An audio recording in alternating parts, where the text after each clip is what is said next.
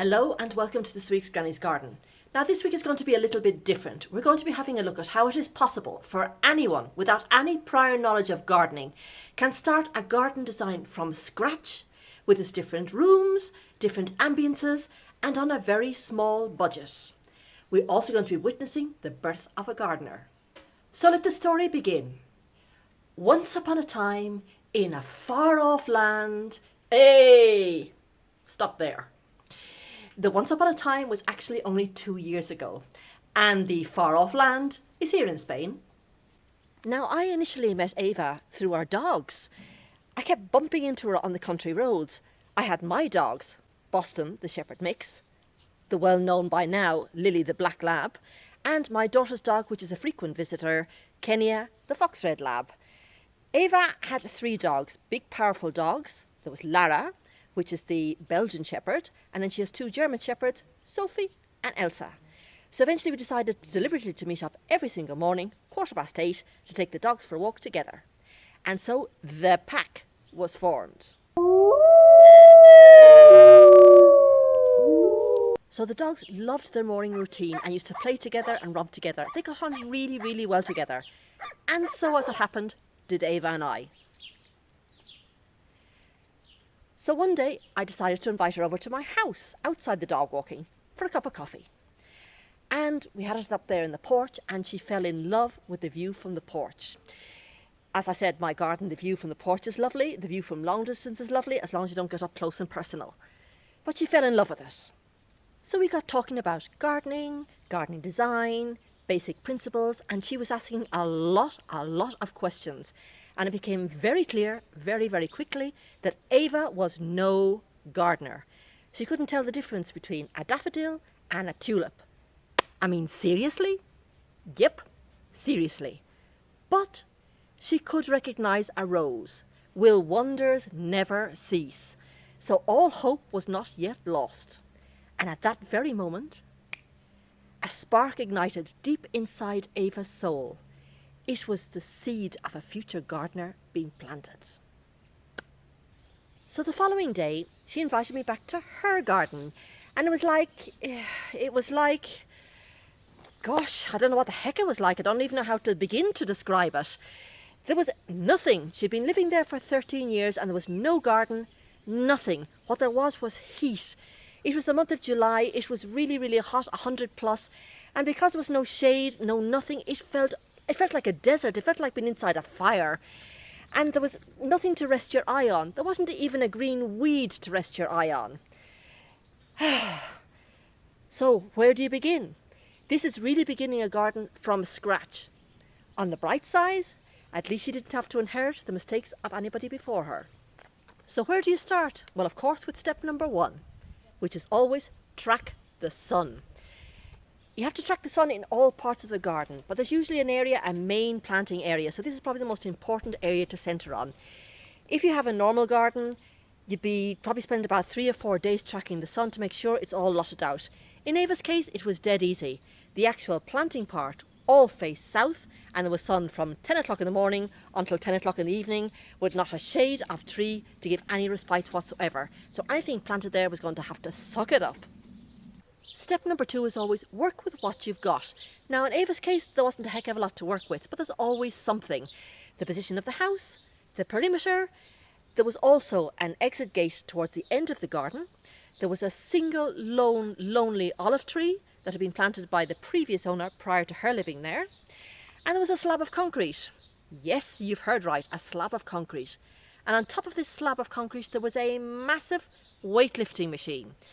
This weightlifting machine had prior to that been in the garage, and of course you couldn't get the car into the garage, much less store anything or even get by. So they had dismounted it and reassembled it on top of this slab of concrete. And they'd put like a metal pergola with a tarp over it, one supposedly to protect it from the elements. This was a bad idea. We live in the mountains, and in the winter you get the windstorms, and in the summer you get like the semi-tornado caused by heat. And just after me being there, a tornado whipped through, mangled the metal part of the pergola, whipped the tarp off and took it off into the skies like Mary Poppins' umbrella. So that was the end of the pergola. And now you just had a slab of concrete, with a big, massive weightlifting machine on top of it. Now, the first thing you need to do when you're designing a garden or planning a garden is get the structural elements in first. So we did a bit of brainstorming, and eventually we decided on like a wooden shed or a wooden cabin, and we were going to build it without having to move this mammoth apparatus. We were going to build it around the slab and around this machine. So in the month of July, at 100 degrees plus Fahrenheit, we started work on this cabin gym. That's what we named it afterwards, because all areas of the garden have got to have a name. So it was going to be a little gymnasium, and it was a wooden cabin. So it was called the cabin gym. So work began, looking at the drawings, building it, roofing it, and it was hot. It was so hot. But we had a great time actually, and we larked about, especially me, me. And I also have a priceless photo. It's of Miguel at the very end trying to get to the centre of the roof with his legs hanging out. He wasn't larking about, he was actually doing something. But it was a priceless photo, wasn't it? So step number 3 in this case was draw a plan, even if it's only on a serviette, a bit of paper. It helps to get your thoughts onto paper, and often when you see it on paper you say, oops, this isn't going to work. So I got Ava to take out a little bit of paper and overnight draw some ideas on paper, and the following day she gave me this bit of paper. Some changes have been made, but I could see her ideas and what she wanted for her garden, because remember, it's her garden, not mine. So when somebody's designing for you, or you design for yourself, design for your needs, your wants and your wishes. So once you see it, all you've got to do then is turn it into action. Now we come to step number 4. Here's what I always advise to have extreme caution. A mistake at this point is an expensive mistake. In other areas, easy to fix. Here it's not. This is hardscaping, when you're going to be laying out any terraces you want or the paths you want. So what I do, or what I advise to do always, is either get a spray can out or a bit of river sand and draw out on the surface of the ground what your future path is going to be, and then live with it. Live with it for a week, at least a week. In Ava's case, she needed access to the cabin gym, to her tool shed, to the back garden gate, and access to both sides of the house. So we drew out what should be the path, and then she lived with it.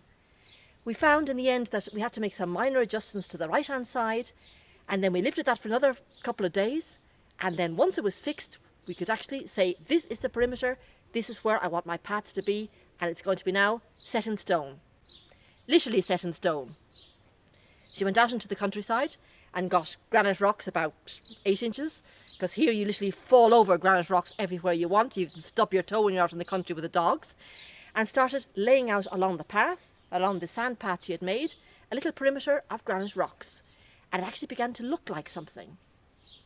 The next very important step, especially in Ava's garden, is vertical interest, and more than vertical interest was shade. She needed shade in her garden. If any plants in the future are going to try and survive, and even if Ava's going to try and survive in her garden, she needed shade. So I got her to do her homework. I sent her Googling and said, make your wish list, ask your husband what he likes, what do you like, and then we'll come together and see what works in your garden. So her husband likes apples. Tick 1 apple tree. She loves my figs. Tick a fig tree. She also wanted something with a lot of autumn colour. So she went Googling and fell in love with a picture of a liquid amber. So, liquid amber. There was also dire need to have a big shade tree blocking that sun coming in from the west, that hot afternoon sun that is so intense here in Spain. So, one of the quickest growing and the easiest to obtain here in Spain is an ash tree. So, tick 1 ash tree. At this stage there was so much green going on, I decided to put in a couple of ornamental cherry trees, a couple of prunus to get that little red tone going on. And so basically that was it. So between the existing olive tree and the 6 trees we had contemplated, we were going to have a total of 7 trees in that garden. So by this stage it was now early September, the temperatures had gone down slightly, so I took Ava tree shopping.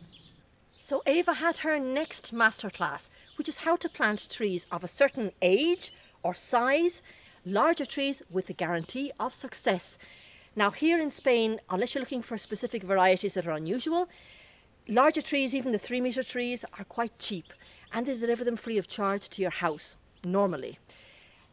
So she learned how to dig a hole that was correct depth, correct width, rough up the roots if necessary, rough up the sides of the hole to make it easy for those roots to break into the side, how to use planter fertiliser, how to use water both when you're planting and afterwards, removing those air pockets. She also learned how to set up an irrigation system. The first tree we planted together, very, very closely together. The second tree I was monitoring very closely, but she was doing all the work. I was just there as manual labour, lifting and putting down, and lifting and putting down. But the work she was doing by herself and the decisions she was making by herself, I was just there just in case. By the time she had finished her tree number 6, she was on a roll. She had almost become a master. Afterwards, she was completely oblivious to me. I just stood back.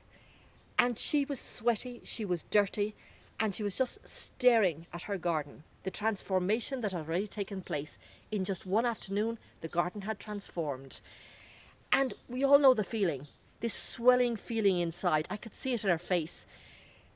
It's a job well done, satisfaction and pride. And I was so proud of her. What we're going to do right now is head over to Avas Garden. I've just changed over to the handheld phone. And we're going to have a look in situ at what Avas Garden looks like now in its second growing season. Ava's budget is small, so there isn't instant gratification. You can't afford to plant these massive plants. Everything is small, it's neat. But the garden is now laid out. It's divided into different ambiences, which you can have a look at, and you can see the transformation in just under 2 years. So let's go. Right, as soon as you come in the gate, you can see that the house is very far forward in the property. Mine is completely different. Mine is set to the back of the plot, hers is set to the front. So automatically, you're going to get a different microclimate in the garden. Now, this is her front porch. It's in shade. When I first visited here, inside this porch, there was a table, a bench, and 2 big armchairs.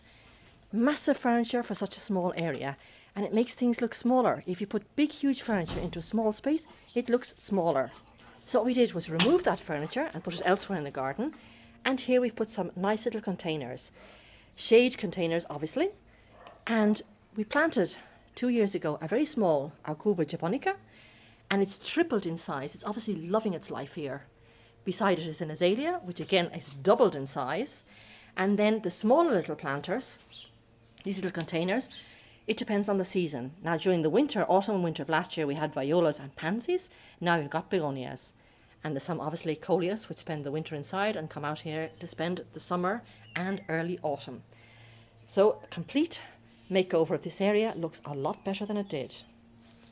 Coming down from the porch, just to quickly stop, there's a lot of privet being used in the garden. It's very, very cheap, probably less than $2 a plant. It grows very quickly and is practically disease resistant here in this area. This was planted, is about this size, and now, just over 2 years later, it's well over me. It's about 6 foot tall, over 6 foot tall. So the idea would be to let it get to the top of that fence and top it off there. She's keeping it well trimmed to make sure the bottom half remains nice and bushy. But privet is the way to go here if you want to do something cheap and quick. And certainly it's looking lush and green.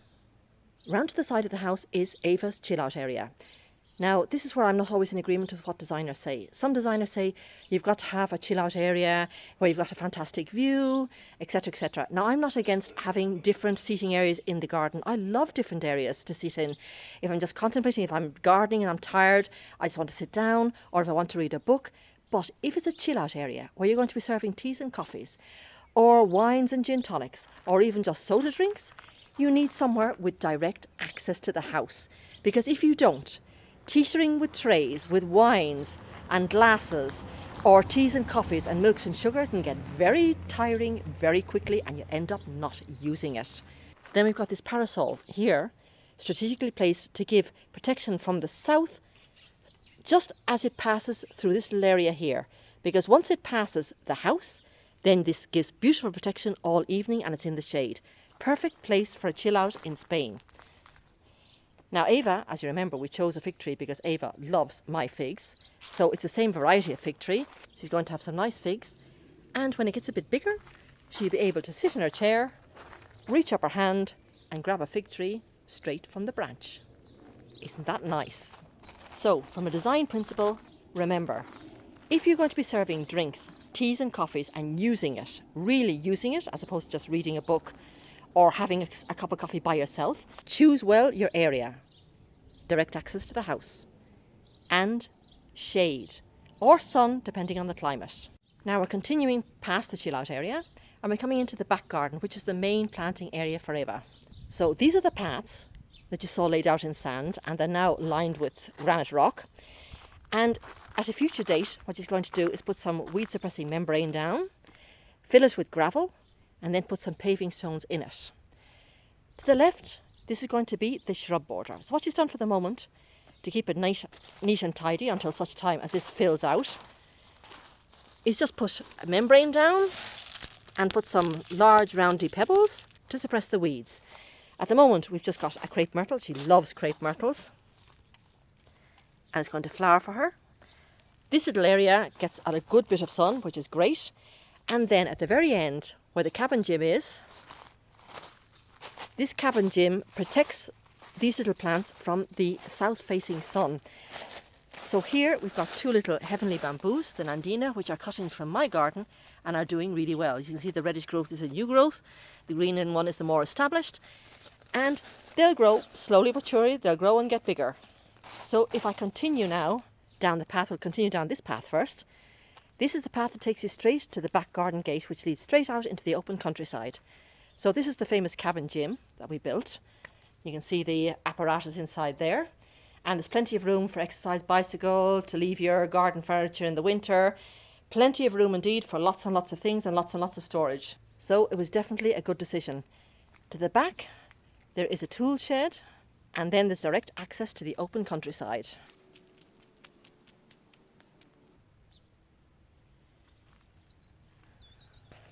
Now, as I turn around, this area to the left is the doggy area, or the future doggy area. Dogs are members of the family, and everyone gets to enjoy the garden, even the doggies. Now, her doggies are diggers. So in order to avoid them digging all the rest of the plants up, they're going to have their own area. This is going to be covered in sand, river sand. The olive tree will remain because the olive tree does afford some sort of shade for them to lie down if they want to. This, in actual fact, is a fruiting olive. It's not like my one. And if you get up close, you'll be able to see that it is producing fruit. What I did with Ava in the month of February this year is I taught her how to prune an olive tree. This was absolutely matted. No air, no light getting through. So she now knows how to remove branches, where to remove them to keep this nice fluffy look and stop it getting completely overgrown and out of hand. Now I'll come back down this path for a minute. Now this is what she's cordoned off as a recreation area. As you can see, there's more privet hedge, but this is going to be kept a lot smaller. And this is where she's got her pool. Getting an actual built-in pool here is ridiculously expensive in Spain. So what most people do is get a collapsible one that's up for 4 to 5 months of the year, and then you collapse it down in winter, put it in the garage and store it. We had talked many times about what to do here, because the ideal thing would probably to have natural grass. It germinates really, really quickly. With the heat in the water, it germinates quickly. Okay, I'll give you that. And before you can actually walk on the grass, it takes a long, long time. It takes months if you want the grass to succeed. So big dogs and grass grown from seed doesn't work, unless you've got a chihuahua, of course. So next alternative, which is an excellent alternative, is to buy rolls of ready-made grass. Absolutely fantastic, ridiculously expensive, way outside her budget, so that's a no-no. And the third alternative is get down, do it yourself, put some weed suppressing membrane, level out the ground below it, and put some astroturf on top. You can walk on your bare feet, lie down here with your little parasol after it, and look at the water. Isn't that so inviting?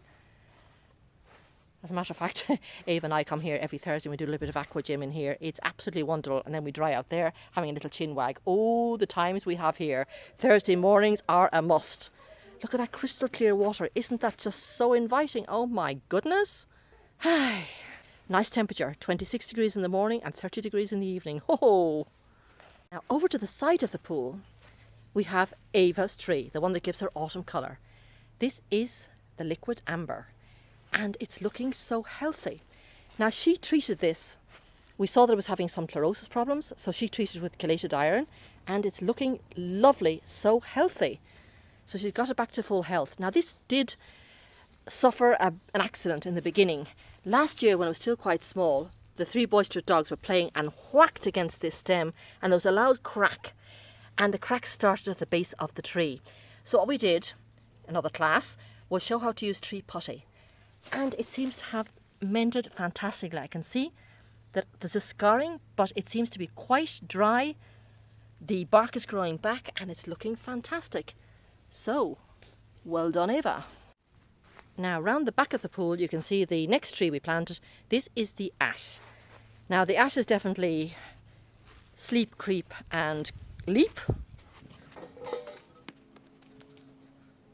Last year, it was just literally pushing out leaves directly from the trunk just to make the photosynthesis to keep it alive. This year, it is branching out, and those woody branches are a sight for sore eyes. Absolutely love it.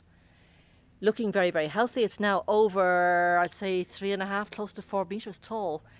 So what is important about this particular one is this is going to fill out and block the sun coming in from the west, which is the hottest sun there is. So if I get behind the ash tree now, with the sun behind it, it's going to afford shade to all of this area. Probably half the pool will be in shade, which is something you really look forward to here in Spain, and the surrounding area. Now, if I swing around here, we find what we call the terrace, or the terrace. This particular furniture, the table, the bench and the 2 big armchairs, were what was in that small porch. It looked really, really cramped up there and it was doing nothing. But here, it's something different. Again, she's made an outline, she's mulched it in with bark, and it's a lovely place to sit. And look, shade. Shade being given by a prunus. Can you believe it? So different from 2 years ago. I can actually come now, sit down, and sit in the shade of that lovely prunus. I could never imagine myself doing this 2 years ago.